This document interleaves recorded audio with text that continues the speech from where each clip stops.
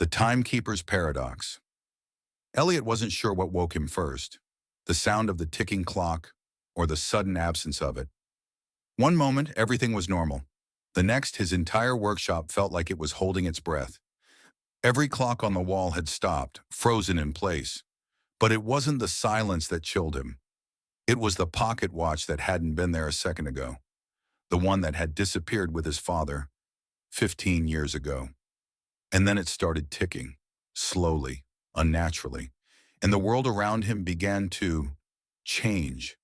The ticking grew louder, echoing in the silence, as if it were coming from everywhere and nowhere at once.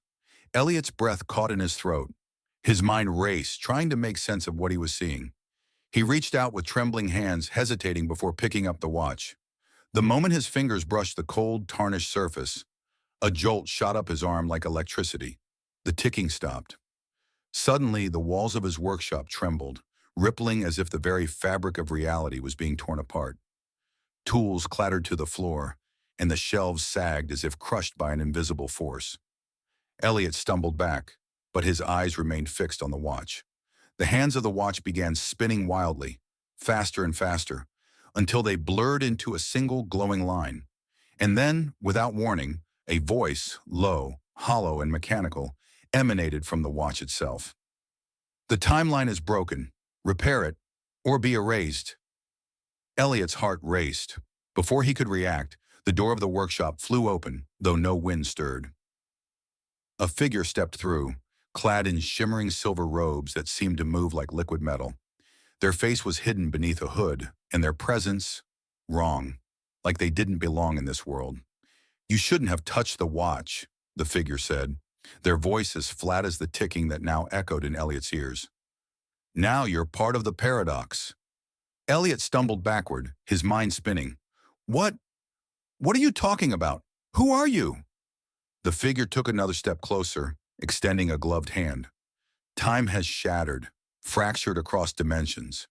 You've activated the watch, and now you must repair it, or everything will fall apart." They handed him a small, glowing orb. It pulsed faintly, as if alive. "This will help you find the broken pieces of time. But be warned, every repair will cost you. Time demands a sacrifice." Before Elliot could ask what that meant, the figure dissolved into the shadows, vanishing as quickly as they had appeared. The clocks on the walls began to tick again, but now everything felt off. The weight of the watch in his hand was heavier than ever before. Elliot looked down at it. The ticking had resumed, slow, steady, and ominous. The countdown had begun. He had no choice. Grabbing the glowing orb, Elliot left his shop, stepping into a world that felt both familiar and alien. The streets were empty, yet flickering with strange distortions. Glimpses of things that shouldn't be there.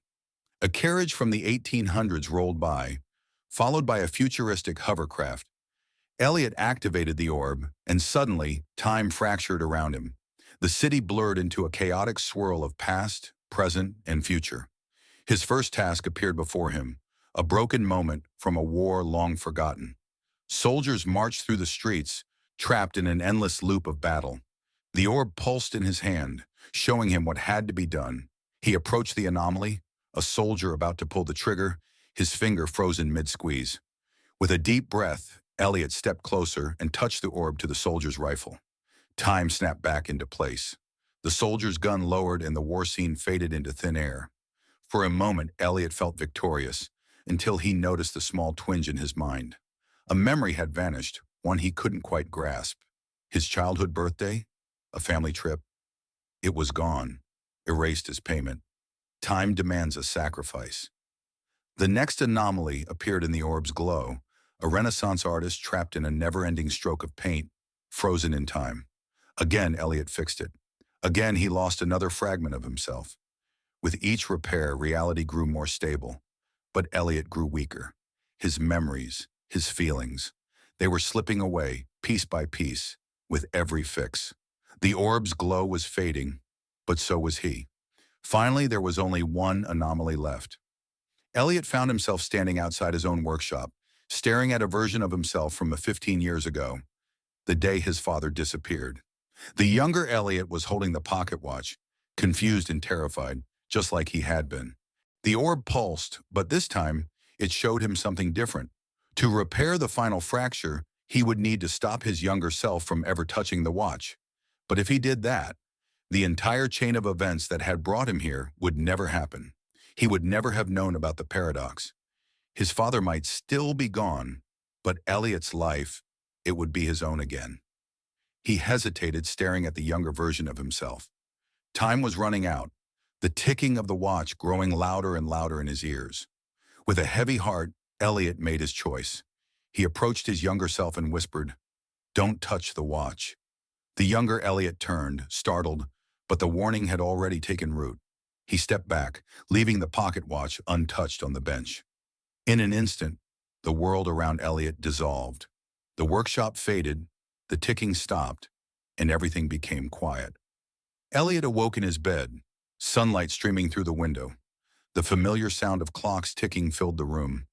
His workshop was just as he had left it, ordinary and untouched by the strange events of the night before. But when he looked around, there was no sign of the pocket watch, no sign of the figure in silver robes, no sign that anything had ever been wrong with time. And yet, deep down, Elliot knew that something had changed. The memories of what had happened were slipping away, like a dream fading upon waking. He couldn't quite grasp what he had lost, but he knew he had saved the timeline. Time had been repaired. But at what cost?